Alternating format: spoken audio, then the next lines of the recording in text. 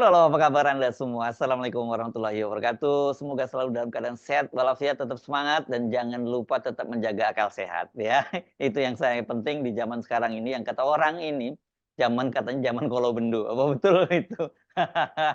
Nanti saya ajak Anda untuk berbincang kali ini berkaitan dengan karena pagi ini Pak Prabowo Subianto, calon wakil presiden yang sudah mendeklarasikan dirinya sebagai pemenang Pilpres 2024 itu akan mendapat kenaikan pangkat jenderal kehormatan. Jadi satu tingkat dari letnan jenderal menjadi jenderal penuh.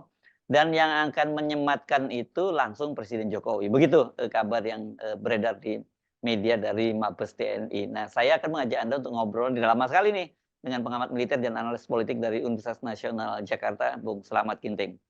Assalamualaikum, Bung Ginting. Waalaikumsalam warahmatullahi wabarakatuh. Sehat ya, Iya. Bung? Alhamdulillah wa syukurillah. Kita tetap harus semangat. Jadi, oke, mari kita bicara soal ini ya. Sebelum Anda melihat soal itu, ini orang kemudian bertanya-tanya, apakah boleh tuh seorang presiden yang memberikan kenaikan pangkat semacam itu, dan kemudian orang kan mengkaitkan Pak Prabowo ini pernah diberhentikan dari atau kalau bahasa medianya dipecat dari TNI begitu. Ya, menurut saya Presiden dalam hal ini kalau melihat Undang-Undang Dasar 1945 Hmm. itu sebagai pemegang kekuasaan tertinggi atas TNI Angkatan Darat, Angkatan Laut, dan Angkatan Udara. Jadi kalau bahasa yang sering digunakan adalah Panglima tertinggi TNI. Iya, padahal Padahal nggak dalam tepat itu ya, nggak pas ya nggak sebenarnya. tepat, tapi Iya. pemegang kekuasaan tertinggi. Nah, Mhm. ini memang hak prerogatif presiden. Bagi saya ini bukan sebuah kejutan kalau Prabowo akhirnya diberikan pangkat Jenderal Bintang 4 kehormatan. Mhm. Bahkan saya perkirakan awalnya ketika dilantik menjadi Menteri Pertahanan, Mhm. tidak lama kemudian akan diberikan pangkat Jenderal Bintang 4. Mhm. Karena apa? Karena Kementerian Pertahanan ini menjadi rumah besar Mhm. yang di bawahnya ada Mabes TNI Mhm. dan 3 Mabes Angkatan. Nah, ini saya melihat belajar dari pengalaman ketika Letnan Jenderal Susilo Sudarman pada Mhm. 1993 Mhm. diangkat menjadi Menko Polkam waktu Mhm. itu. Mhm. Kemudian tidak lama uh, dari pelantikannya, yang bersangkutan dinaikkan pangkatnya dari Letnan Jenderal TNI Purnawirawan menjadi Jenderal TNI Kehormatan. Alasannya sederhana, karena Menko Polkam itu membawahi antara lain Menteri Pertahanan dan juga Panglima ABRI. Mhm. Bahkan Susilo Sudarman pada saat itu bilang, dia menceritakan kepada Pak Harto, jadi ini kan ada Edi Sudrajat, Mhm. ada Tri Sutrisno, itu kan murid-murid aku di Mhm. Akademi Militer begitu kan. Mhm. Mhm. Jadi Susilo Sudarman lulusan Akademi Militer Jogja tahun 1948, Tri Sutrisno Akademi Militer Bandung 1959, dan Edi Sudrajat Akademi Militer Magelang 1960. Nah, dari bincang-bincang Susilo Sudarman dengan Pak Harto itu kemudian dinaikkan. Nah, inilah sebenarnya awal mula Jenderal Bintang 4 kehormatan ini mulai berlaku di Indonesia di Mhm. era Pak Harto pertama kali. Mhm. Nah, kemudian selanjutnya itu peristiwanya tahun 1993, tepatnya Maret. Nah, setelah itu pada tahun 1997 baru sejumlah jenderal yang dulunya pensiun bintang 3 dinaikkan menjadi jenderal bintang 4 kehormatan, antara lain jenderal kehormatan Jatikusumo, Mantan kepala itu Kasat staf yang ini ya? pertama. Iya, Ya, iya. Mhm. Terus? juga ketua atau kepala Legiun Veteran Mhm. Letnan Jenderal Purnawirawan Ahmad Tahir menjadi jenderal kehormatan. Nah, Begitu mertuanya Pak juga Agung nih ya. Nanti Pak Agung juga mertuanya kemudian Agung naik dapat Gumelar. juga hal yang sama gitu ya? Ya, Ya, oke. terus juga Letnan Jenderal Sarwo Edi Wibowo itu Oh juga naik. oh naik juga ya? tahun 97, dan berturut-turut juga di situ termasuk Kasat ketiga Bambang Sugeng dan juga Bambang Utoyo naik itu. Bambang Hmm. Sugeng Hmm. bintang 3 kehormatan, Hmm. Bambang Utoyo bintang 4 kehormatan. Jadi dari bintang 3 menjadi bintang 4 kehormatan. Nah, ini menarik. Setelah itu, Bung Hersu, Hmm. ada lagi peristiwanya pada saat eh, Megawati dan Gus Dur menjadi presiden. Yang Hmm. menarik adalah pada saat Susilo Bambang Yudhoyono waktu itu usianya masih 50 tahun, tapi Hmm. aturannya kalau dinas di luar militer harus pensiun, Hmm. Hmm. aturannya mainnya begitu. Jadi Ya, umur 50 tahun, Susilo Bambang Yudhoyono yang masih punya waktu 5 tahun terpaksa harus pensiun dini karena menjadi Menteri Pertambangan dan Energi waktu itu. ya, ya, ya. Nah, SBY lah yang kemudian di era reformasi mendapatkan pangkat pertama menjadi jenderal kehormatan. Nah, artinya hadiah dari Gus Dur. Hmm. Jadi jenderal kehormatan ini memang eh, posisi atau jabatan yang berdasarkan pertimbangan politis, Hmm. politis. Hmm. Maka berturut-turut juga kemudian ada Suryadi Sudirja yang menjadi Menteri Dalam Negeri, Hmm. juga bahkan 2 kali naik kehormatannya, seperti juga eh, Pak Luhut Luhut. Panjaitan Hmm. yang menjadi Menteri Perindustrian Hmm. eranya Gus Dur. Nah, eranya selain itu juga ada Agung Gumelar yang Hmm. menjadi Menteri Perhubungan, Bung Hersu. Hmm. Hmm. Ya, ya. Itu juga jenderal kehormatan, dan di era Megawati ada yang kontroversi juga.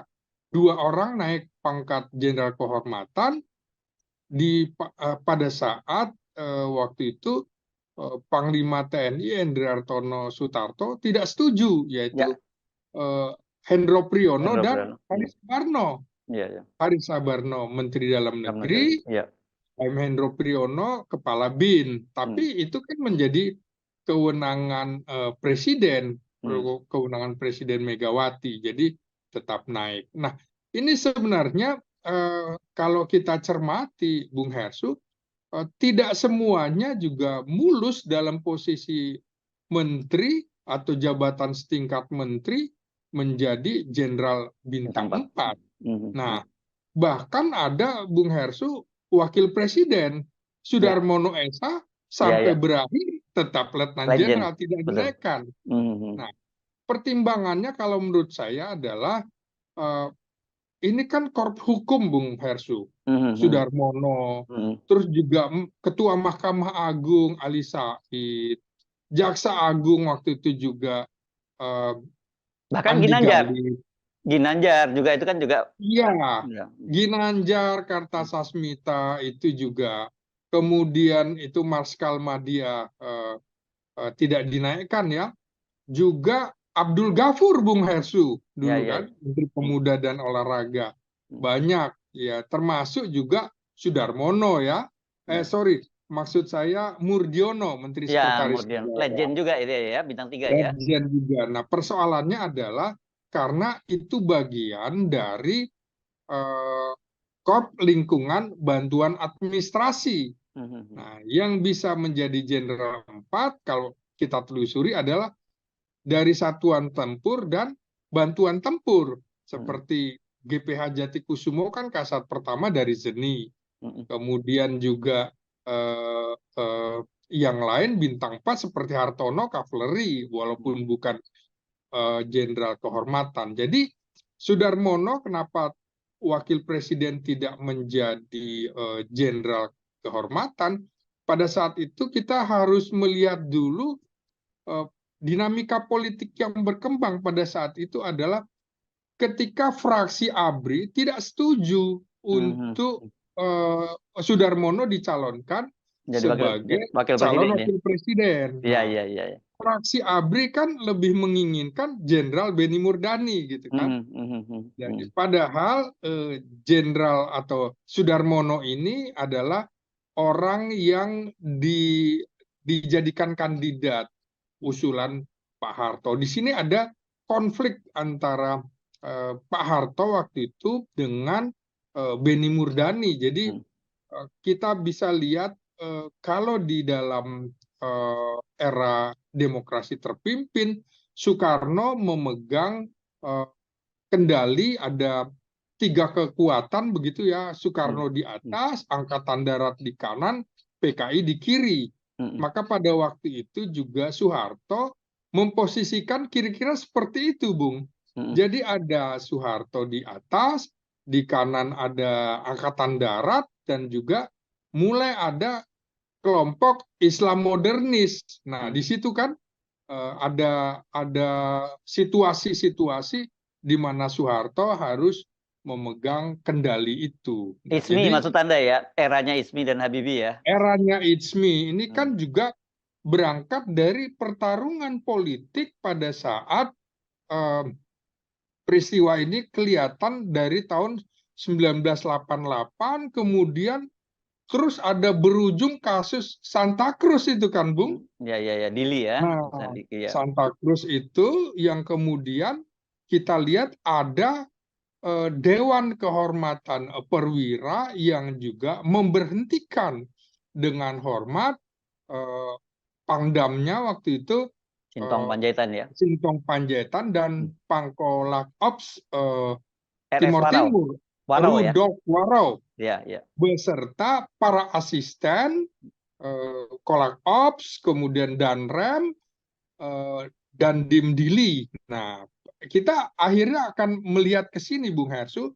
Jadi Dewan Kehormatan Perwira yang memeriksa Sintong Panjaitan dan Rudolf Warau itu hanya berhenti pada keputusan Dewan Kehormatan Perwira. Jadi hampir sama dengan kasusnya Prabowo ini, Bung Hersu. Diberhentikan atau dinonaktifkan dari dinas militer, ya sementara tidak dibawa ke mahkamah militer luar biasa, padahal ini perwira tinggi. Sehingga secara hukum itu lemah, Bung Hersu. Jadi mereka itu pensiun biasa gitu ya, boleh dianggap pensiun gitu. Biasa. Jadi kasus Prabowo yang dalam bahasa koran atau dipecat, tapi dalam putusan DKP itu diberhentikan dengan hormat dengan hak pensiun. Nah, jadi beda dengan kalau dipecat tidak dengan hormat. Ini sama kasusnya dengan Sintong Panjaitan, Dewan Kehormatan Perwira, keputusannya adalah tindakan di luar kepatutan komando operasi. Sama dengan Prabowo kan dianggap melampaui kewenangannya dalam melakukan operasi. Nah, beda halnya Bung Hersu kalau DKP itu kemudian perwira penyerah perkara, dalam hal ini atasannya Kepala Staf Angkatan Darat, melaporkan kepada Presiden untuk dilakukan mahkamah militer luar biasa. Kan tidak. Sehingga tidak ada kekuatan hukum yang sangat kuat. Nah, kasus Prabowo juga akhirnya menjadi misteri. Kenapa yang memeriksa adalah ketuanya Kasat dan anggotanya para letnan jenderal yang pangkatnya sama. Nah, kenapa bukan kemudian Kasat, Kasal, dan Kasau yang memeriksa dengan pimpinannya adalah Panglima TNI atau Panglima ABRI, Jenderal Wiranto pada saat itu. Kalau mahkamah militer luar biasa itu, Bung, itu adalah peradilan pertama dan terakhir. Seperti kasus yang terjadi kepada misalnya Marsikal Madya Tituler Omar Dhani, gitu kan? Nah, dalam Mahmilub itu jelas bahwa putusan vonis itu berkekuatan hukum tetap. Terdakwa tidak bisa banding. Begitu juga pengacara serta auditor militernya. Jadi pengadilan pertama dan terakhir. Nah, Ya, ini ya. kan tidak dibawa ke mahkamah militer luar biasa, baik Sintong Panjaitan maupun Warau. Rudolf Warau, termasuk juga Prabowo Subianto dan juga Muhdi PR itu kan. Oh iya, iya, Nah, iya, iya. Ya. jadi akhirnya kasusnya sama nih. Orang-orang the racing star gitu, Bung Hersu, Hmm. Sintong Panjaitan dengan Prabowo Hmm. harus berakhir karir militernya karena dianggap tindakannya di luar kepatutannya, melampaui kewenangannya Hmm. dalam mengambil keputusan mengamankan Indonesia dari keamanan yang kemudian dianggap membahayakan. Nah, ini yang Ya. menjadi titik tolak begitu. Nah, Ya. jadi Bung Hersu, saya tidak terlalu kaget orang yang pernah diberhentikan kemudian menempati posisi yang strategis di kemudian hari, itu juga pernah terjadi pada Kolonel Aha Nasution dan juga Gatot Subroto, Hmm. serta TB Simatupang akibat dari peristiwa 17 Oktober 52, Hmm. mereka itu diberhentikan Yang oleh mengepung istana ini Presiden ya, mereka mengepung Soekarno. istana. Iya, Ya. karena dianggap waktu itu parlemen terlalu mencampuri urusan Hmm. militer. Hmm. Itu kan moncong meriam itu Hmm. ditujukan ke Istana. istana, itu membuat Soekarno marah. Nah, Iya, iya, iya, iya. diberhentikan, ya kan? Hmm. Hmm. Tapi 3 tahun kemudian, ketika ada gejolak Hmm. di Angkatan Darat untuk memilih siapa yang layak menjadi Kepala Staf Angkatan Darat Hmm. sebagai pengganti Bambang Sugeng, waktu itu kan Bambang Utoyo yang menggantikan. Hmm. Itu terjadi penolakan karena antara lain Bambang Utoyo, mohon maaf, dianggap Hmm. punya kecacatan Ya, di tangan fisiknya begitu ya. ya, Iya, fisiknya. fisiknya. Hmm. Kemudian kan ditolak oleh Zulkifli Lubis waktu Hmm. itu, Wakil Hmm. Kepala Staf Angkatan Darat. Sehingga kita tahu pelantikannya waktu itu juga tidak dihadiri oleh petinggi militer lainnya, korp musik Pakai ABRI pemadam kebakaran tadi ya. pakai pemadam kebakaran. Iya, iya, Mau iya. masuk ke Mabesat pun nggak bisa gitu ya. Iya, iya. Sampai akhirnya eh, Presiden Soekarno memanggil kembali Gatot Subroto dan juga Aha Nasution yang sudah ikut pemilu, Bung. Mm-mm. Pemilu dan terpilih menjadi anggota parlemen dan konstituante mewakili Partai Ikatan Pendukung Kemerdekaan Indonesia. IPKI. Akhirnya Ya. ditarik Hmm. lagi ke dinas militer, Hmm. diberikan pangkat baru, naik gitu ya, dari kolonel menjadi jenderal mayor. Waktu itu kepangkatan militer kita masih mengacu ke Belanda, dari kolonel, jenderal mayor, letnan jenderal, jenderal. Jadi belum ada brigadir jenderal. Ya, ya, Jenderal oke. mayor bukan mayor jenderal. Ya, ya. Nasution naik di situ. Hmm. Nah, Gatot Subroto menjadi wakilnya. Jadi cukup lama duet itu. Jadi Ya. bagi saya inilah dinamika politik. Sama dengan kasus Prabowo sekarang ini, Bung Hersu. Ya. Yang seperti saya bilang, saya duga tadinya di awal pemerintahan Jokowi jilid kedua akan Hmm. dapat pangkat Jenderal Bintang 4 kehormatan, tapi ternyata belum di akhir. Nah, tentu di sini ada relasi kuasa, Hmm. ada kemudian hubungan patron klan, Hmm. saling simbiosis mutualisme gitu Hmm. kan. Hmm. Karena kalau di awal barangkali juga Jokowi belum terlalu percaya pada Prabowo. Prabowo. Hmm. Hmm. Apalagi ini kan hubungannya semakin dekat di 1 tahun terakhir, Hmm. yang kemudian diputuskan Prabowo yang akan melanjutkan eranya Jokowi, Hmm. program-programnya Jokowi, bukan Ganjar. Hmm. Kalau waktu itu Ganjar akhirnya menjadi calon kuatnya Jokowi, maka kemungkinan juga Prabowo tidak akan Dapat bintang diberikan kehormatan, jenderal bintang kehormatan ya. 4. Ya, ya, ya. Ya, iya, iya. Hmm. Hmm. Tapi memang ini kan psikologis, Bung Hersu. Hmm. Gimana pun juga jenderal-jenderal yang bintang 4, baik AD, AL, AU maupun polisi, ke Prabowo dalam hatinya, gua kan bintang 4, dia bintang 3, kira-kira gitu ya. Ya, ya, Ada ya. Ada Ya, psikologi juga, ya ini nanti psikologi. tapi, nanti bisa repot ini posisinya buat seorang AHY gitu yang pangkat terakhirnya mayor kalau dia misalnya katakanlah one day dia menjadi Menko Polhukam gitu, kan naiknya nggak mungkin sampai lompat sangat tinggi banget gitu. Nah itu, kesulitannya AHY di situ. Mhm, Tapi dalam kasus ini tadinya saya perkirakan begini Bung Hersu, mhm, AHY ini bagaimanapun juga akan menjadi rival mhm, bagi Gibran, betul, gitu.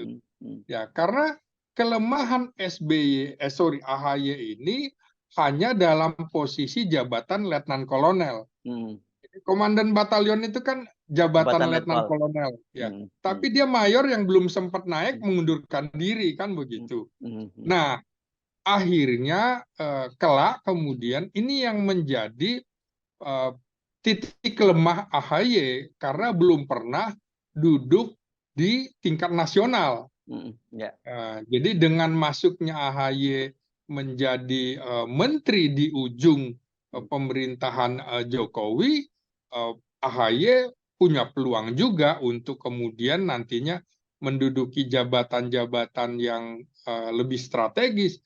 Apakah kemudian Prabowo akan memberikan tempat menjadi Menteri Pertahanan? Saya kira tidak ya, secara psikologis ya, agak repot juga, Bung. mhm, mhm, ya, Juga ya, Menko Polhukam menurut saya agak berat. ya, Kalaupun ya, Menko pasti bukan Menko Polhukam, tapi yang mhm, lain. ya, Saya ya, kira ya, AHY tidak akan diberikan posisi yang kemudian secara psikologis itu akan mengganggu jajaran ya. militer. Begitu, Bung Hesu. Lebih lebih aman orang seperti Mahfud MD katakanlah gitu ya, pernah menjadi Menteri Pertahanan dan juga pernah menjadi Menko Polhukam, karena dia sipil Ya, gitu, ya. ya. Nah, Mahfud MD kan dalam sejarahnya juga adalah Menko Polkam atau Menko Polsuskam atau Menko Polhukam satu-satunya yang sipil, Bung Hesu. Mhm, ya, Yang lainnya kan militer, baik dari darat maupun laut, mhm, serta yang sekarang Angkatan Udara. mhm, Semuanya bintang 4, ya, baik yang pernah menjadi kepala staf atau kepala staf angkatan maupun Panglima ABRI atau ya, Menteri Pertahanan. Nah, ya, jadi kembali lagi bagaimana kita melihat relasi hubungan antara mhm, Prabowo dengan Jokowi, saya kira simbiosis mutualismenya sama seperti ketika Pak Harto lengser. Ingat Bung Hersu, pada saat pelantikan B.J. Habibie sebagai wakil presiden, tiba-tiba Wiranto itu berbicara, mhm, mengambil mic bahwa dia akan mengamankan keluarga Soeharto, begitu kan? mhm, mhm, ya, ya, Nah, ini kira-kira Jokowi meminta dengan cara yang halus gitu, dengan mhm, gaya Jawa barangkali. mhm, Gue udah kasih penghargaan Jenderal Bintang 4 yang kau idam-idamkan gitu. Yang mhm, tertunda 25-26 tahun yang lalu kan gitu. mhm, mhm, Nah, jadi kira-kira nanti jangan lupa amankan keluarga saya, kan kira-kira ya, begitu. ya, oke, Jokowi di akhir masa jabatan dengan usia 63 tahun menurut saya eh, agak kesulitan, berbeda dengan SBY maupun Megawati yang memiliki partai mhm, sehingga aman, akan dilindungi partainya.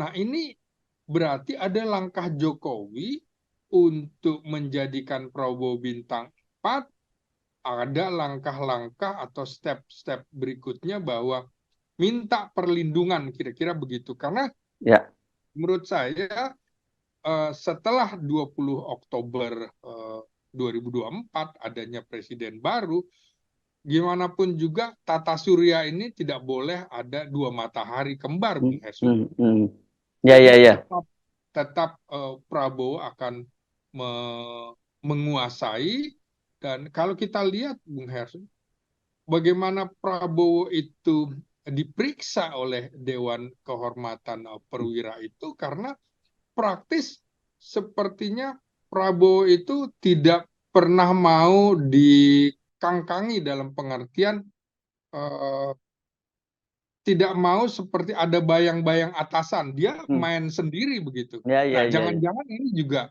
akan melakukan hal yang sama.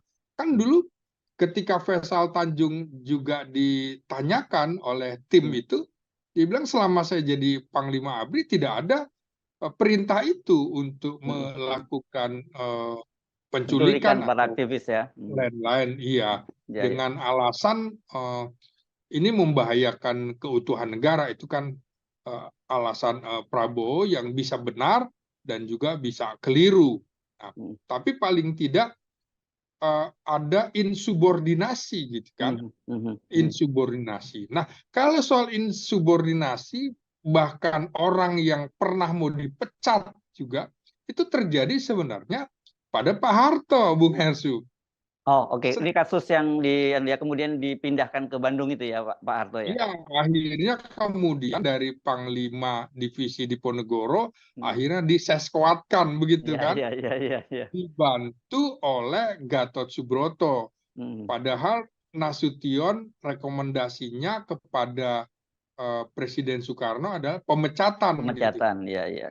Nah, jadi orang-orang yang pernah dipecat tanda petik dan mau dipecat, akhirnya karirnya luar biasa, Bung Hersu. Oke, kita fokus sekarang dalam hubungan antara Jokowi dengan Prabowo ya. Kalau tadi Anda menyatakan Anda menduga bahwa ini Jokowi ingin menitipkan lah gitu nasibnya ke depan pada Prabowo. Tapi kalau kita melihat apa yang terjadi saat ini, banyak orang melihat tidak seperti itu. Ini menunjukkan katanya justru Pak Jokowi itu masih terus cawe-cawe, begitu ya, Bung Ginting. Ya, Karena misalnya kita kalau mendengar Pak Jokowi itu seperti dikatakan oleh anggota Dewan Pakar TKN Derajat Wibowo bahwa dia yang ikut akan menentukan kabinet, itu satu.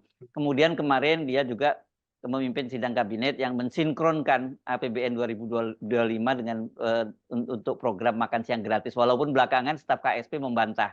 Ini saya nggak tahu apa yang terjadi kok saling dibantah. Padahal semua menteri yang hadir mulai dari Sri Mulyani, Airlangga Hartarto, termasuk menteri kepala Bappenas, bahkan Agus Harimurti menyatakan itu dibahas kan gitu, walaupun tidak cukup dalam. Jadi ini menarik ini dinamikanya. Dan yang saya lihat juga ini kesannya Pak Jokowi bukan ingin menitipkan, justru adalah dia ingin mematikan Prabowo dengan cara ini tradisi Jawa nih, Bung Ginting, sebagai analis politik Anda kan pasti paham bahwa ya, dalam huruf Jawa orang kalau dipangku itu akan mati kalau dalam tradisi Jawa. Kan ini dalam hal ini Pak Jokowi mencoba memangkunya Pak Prabowo, tapi persoalannya Pak Prabowo paham nggak bahwa itu kultur Jawa seperti itu gitu kan? ya, ya. Ya, saya melihatnya gini, Prabowo pasti belajar dari kesalahan, belajar dari kekalahan. Memang secara real politik sampai hari ini Jokowi adalah pemegang kekuasaan. Yes. Nah, tapi 20 Oktober ke belakang tentu cerita akan berbeda. Nah, jadi ini kan strateginya Prabowo dan strateginya Jokowi ya simbiosis mutualisme itu saling menguntungkan termasuk kemudian membawa anaknya dalam gerbong pemerintahan sebagai RI2 begitu. Nah, bukan tidak mungkin ke depan dan segala macam akan ada kasus dalam tanda petik bagaimana Wapres itu dibanserapkan ya. Ya, ya, ya. Artinya Konstitusi banserap, kan memang begitu kan? Konstitusinya memang seperti ya itu kan? betul. Nah, banserap itu kan dipakai kalau ada situasi darurat gitu Ya, kan. ya betul. Selama situasi tidak darurat, ya kalau bahasa yang sekarang yang sedang tren itu, mohon maaf ini, dima'ruf aminkan kan gitu kan. Padahal sebenarnya begitu memang begitulah dalam undang-undang kita kan menyebutnya ya. Ya, ya. Nah, ini pertarungan menurut saya juga konsolidasi kekuatan Jokowi untuk menghadang hak angket itu.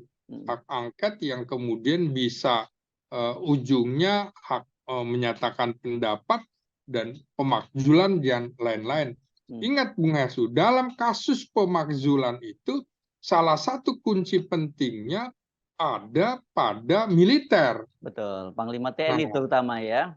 ya, jadi sama dengan peristiwa jatuhnya Soekarno, itu kan dalam tanda petik sebenarnya ada insubordinasi yang dilakukan Jenderal Soeharto kepada Presiden Soekarno, kan begitu ya. Nah, sama dengan kasus Gus Dur itu. Betul.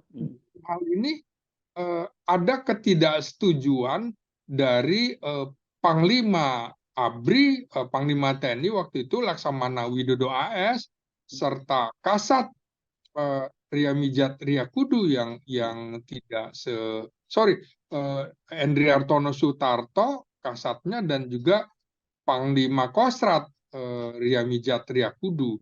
Jadi pengaruh militer itu sangat kuat sekali, sampai dengan kalau kita lihat bagaimana dekret presiden yang ingin digulirkan oleh Gus Dur tapi tidak mendapatkan dukungan dari militer, ya tidak pernah bisa terlaksana. Berbeda dengan Soekarno pada 5 Juli 59, dekret presiden dapat dukungan kuat dari Jenderal Nasution terutama, kan, sehingga itu bisa terlaksana. Maka ini juga menjadi sebuah upaya politik dari Jokowi untuk kemudian merangkul secara utuh kekuatan yang bisa menghadang itu. Ya, kalau kita lihat kan polanya hampir sama dengan dulu ya, misalnya di era Pak Harto, orang yang dekat dengan Pak Harto, kalau dia salah kan kira-kira mungkin tidak terlalu diapa-apakan. Nah, kalau yang tidak dekat itu 50-50. Kemudian yang tidak dekat, ini bisa dihukum berat dalam kaitannya misalnya konflik antara Soeharto dan Beni Murdani waktu itu, sampai ada debenisasi. Jadi ya, ini kan juga sama, bagaimana misalnya pada saat rencana atau upaya protes atau demo-demo terhadap Presiden Soekarno, kita bisa lihat Pangdam Jaya waktu itu, Brigjen atau Majen Umar Wirahadi Kusuma adalah bukan linknya Soeharto, dia adalah orang kepercayaan Presiden Soekarno, karena sejak tahun 59 sudah diberikan kepercayaan memimpin teritorium itu. Dulu kan belum Kodam, masih bagian dari Siliwangi. Masih bagian dari Siliwangi. Jadi ini orang kepercayaan Presiden Soekarno yang kemudian berbalik arah ketika situasinya Presiden Soekarno harus berhadapan dengan rakyat. Sama dengan peristiwa 98. Ketika kemudian pada saat itu Panglima ABRI adalah Wiranto, bekas ajudan, Kepala Staf Angkatan Daratnya bekas Komandan Grup A Pas Pampres, pengawal Presiden Soeharto, ya, Jenderal Subagio HS, Panglima Kostratnya adalah menantu Pak Harto, dan Pangdam Jayanya juga bekas Komandan Grup A Pas Pampres. Ketika situasi berhadapan antara rakyat yang tidak setuju Soeharto mimpin lagi, posisi TNI adalah harus kembali lagi, ya, kembali ke rakyat dalam pengertian lahir dari rohnya rakyat. Jadi saya kira juga walaupun sekarang Panglima TNI-nya bekas Komandan Pas Pampres, Kepala Staf Angkatan Daratnya juga bekas Komandan Pas Pampres, Pangdam Jayanya juga begitu, orang dekat bekas Komandan Grup hanya Pas Pampres. Tapi kalau situasi memaksa ada situasi instabilitas berhadapan antara istana dengan rakyat, saya kira TNI harus tetap berlaku profesional, harus kemudian melihat fakta-fakta itu. Jadi ini kan pertarungan antara apakah ini hukum atau apakah ini politik. Sementara politik TNI tidak boleh berpolitik praktis, tapi politiknya adalah politik negara. Jadi dia harus melihat bagaimana keutuhan wilayah, supaya stabilitas nasional tetap terjaga. Begitu juga dengan kepolisian. Nah, jadi ini saya lihat ada upaya dari Jokowi untuk merangkul Ya. Prabowo Mhm. sebagai presiden terpilih hasil pemilu 2024 yang tinggal diumumkan oleh KPU sebelum ada peristiwa yang lain, begitu Bung Hersu. Ya, jadi ini kan sebenarnya kita bisa sebut diam-diam sebenarnya ini adu taktik dan strategi antara kalau secara internal itu antara Prabowo dengan Jokowi sebenarnya terjadi semacam itu Iya, ya, Bung iya, Bung iya, Bung Ginting ya. Sementara iya, keluar Jokowi juga ada persoalan dengan DPR. Dan saya kira iya, sebenarnya yang Anda sebut konsolidasi dengan menempatkan Pak Hadi Cahyanto itu mantan Panglima TNI menjadi Menko Polhukam itu kan juga bagian dari upaya Jokowi untuk merangkul kembali TNI kan, karena iya. sebelumnya meskipun ad interim Apalagi ditempatkan Pak bekas Tito ya. sekretaris militer presiden Ya, ya, Jokowi juga kan. ya. Jadi makanya Nah, segala hal masih mungkin terjadi ya, Bung Ginting, ya, karena seperti Anda katakan tentu Pak Prabowo sekarang juga tidak akan berbuat apa-apa sampai tanggal 20 Oktober gitu ya, sebelum sebelum ada serah terima jabatan kan. Bagaimanapun dia tetap menterinya Pak Pak Jokowi. Sementara Pak Jokowi ini semakin banyak memberikan semacam dalam tanda petik apa ya, utang budi lah buat Pak Prabowo karena banyak sekali dia dibantu hingga sampai posisinya seperti sekarang gitu, termasuk bonus menjadi Jenderal Bintang 4 sekarang ini. ya, jadi tentu saja Jokowi ingin soft landing ya, Ya, dengan soft landing nyaman atau gitu. masih mau terus masih cawe-cawe terus? Saya kira itu persoalannya karena masih muda nih, Nah 63 itu dia. tahun Bung Hersi. Iya. Yang menarik juga adalah bagaimana Prabowo 2 kali menemui Pak SBY ini kan SBY, Bung. iya betul Nah, betul betul. jadi kita tahu bahwa koalisi Demokrat masuk adalah koalisi baru dalam pengertian Mmm, eh, ini hubungan antara dua presiden.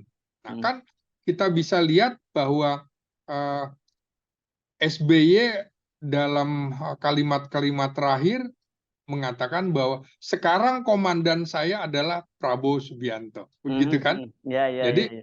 komunikasi politik yang dilakukan oleh Prabowo menurut saya cukup baik, termasuk mendatangi tokoh-tokoh Golkar. Nah, dalam Iya. pengertian memang Abu Rizal eh, Bakri yang ditemui ya, ketua dewan ya pembinanya ya? betul, Ya, karena kan koalisi ini kalau dihitung koalisi Indonesia Maju itu sekitar 45% nih Bung Hersu. mhm, 45% masih kalah kalau mmm. kemudian 01 dan 03 itu digabung eh, eh, dengan 55%. Tapi Itu kita peta tahu peta peta Pilpres 2019 ya, Bung Giting ya. peta Kalau Pilpres peta 2019. 2024 kelihatannya malah akan semakin, kuat, makin kalah mereka dengan kubu oposisi kalau di situ, PDIP tidak berhasil dirangkul atau Nasdem juga tidak bisa dirangkul. Nah, yang menarik adalah Prabowo itu relatif bisa diterima, Bung, oleh Mmm, kubu 01 dan 03. mhm, Misalnya, hubungan yang sangat baik dengan Surya Paloh mhm, karena lahir dari rahim yang sama, pohon mhm, beringin itu kan. mhm. Nah, begitu juga SBY karena dari ABRI kan dulu ada eh, ABG, ABRI Birokrasi dan Golkar. Mhm. Maka kemudian konsolidasi bekas partai-partai pecahan Golkar ini akan kembali bergabung menurut saya begitu Bung. Dan tradisinya PKB juga tidak ada sejarahnya menjadi oposisi. Mhm. Mengapa? Karena kaum Nahdliyin ini eh, terlalu banyak dan butuh survival untuk mengelola itu. Survival tidak akan didapat kalau dalam posisi oposisi. Belum lagi kemarin sudah ada pernyataan dari Sandiaga Uno bahwa dia bersedia kalau dibutuhkan untuk masuk dalam kabinet. Artinya ini akan gembos atau masuk angin dengan sendirinya hak P3 angket dan ya? lain-lain. Ya. Iya, P3 karena P3 adalah partner koalisi dari PDIP kan begitu ya? ya. Ya. Dan yang menarik lagi adalah Prabowo kan relatif masih bisa diterima oleh Megawati, Bung. Mhm. Ya, ya. Jadi ini memang posisinya posisi moderat, 02 dalam hal ini Prabowo bisa diterima oleh kubu-kubu itu. Tapi Maka tidak dia tidak begitulah, Jokowi, begitu ya? tidak Jokowi. Nah, Itu dia sama poinnya. dengan PKS, Bung Hersu. Hmm. Selama 2 periode kepemimpinan Jokowi menjadi oposisi, kita bisa lihat survivalnya agak susah itu. Apakah Hmm. masih mau di luar pemerintahan? Saya kira Prabowo juga punya potensi untuk merangkul PKS Nah, karena dalam 2 pilpres itu bergabung kan. tapi yang kalau Nah, skenario itu Anda sampaikan itu berbahaya buat bangsa ini. Buat mereka, buat penguasa bagus, tapi buat bangsa bahaya karena tidak ada oposisi lagi, bahkan mungkin jauh lebih lebih berat lagi dibandingkan era Jokowi begitu. nah, itulah gamenya. Bagaimana kelompok-kelompok ini memilih. Pilihannya seperti itu. Apakah mau tetap jadi oposisi atau ikut dalam pemerintahan? Nah, saya hanya menduga bahwa bisa saja kemudian semuanya dirangkul dalam Ya, kekuasaan seperti pernyataan pernyataan Prabowo, Prabowo ya, belajar dari ya, ya. pengalaman itu. Tapi Dan memang ya, kita butuh juga oposisi karena itu juga terhormat dalam pengertian dan harus berbakti ada, untuk. Bung Giting, harus ada dalam negara demokrasi ya. Kalau tidak ada, yang terjadi seperti kemarin pada era Jokowi kan gitu. Ya, ya memang betul. Kalau tidak ada oposisi, buat apa juga ada pemilu kan Iya, gitu, Bung. nggak usah pemilu aja. Harusnya yang kalah itu Ya, jangan masuk dalam pemerintahan. yes, Nah, oke. ini juga akan terkait nanti, Bung, aturan main di MD3 itu. Hmm. Kita tahu bisa berubah-ubah Iya, 2014, iya. 2019. Hmm. Kalau kemudian kalau kita lihat petanya juga, Golkar beda tipis dengan PDIP PDIP. sekitar 1%, tapi sebarannya lebih Hmm. merata. Ya, Sehingga bisa juga kursinya justru lebih lebih banyak. banyak daripada Ya, PDIP dan Golkar mengincar eh, DPR 1 gitu. Jadi ya. masih menarik dinamika Yes, ini saya dan kira ini ya, ya. terkait juga. Ya, Ya, jadi ini masih wait and see ya, saya kira ya. Belum, jangan Pak Jokowi juga jangan merasa senang dulu berhasil ini, karena bisa ya sejarah juga permainan bisa belum berulang. selesai nih Bung Hersu. Yes, oke. Baik, terima Ya, kasih Bung Ginting ya. ya. Sampai ketemu lagi Bung Ginting. Assalamualaikum Siap, warahmatullahi makasih Bung. wabarakatuh. Waalaikumsalam warahmatullahi wabarakatuh. Ya.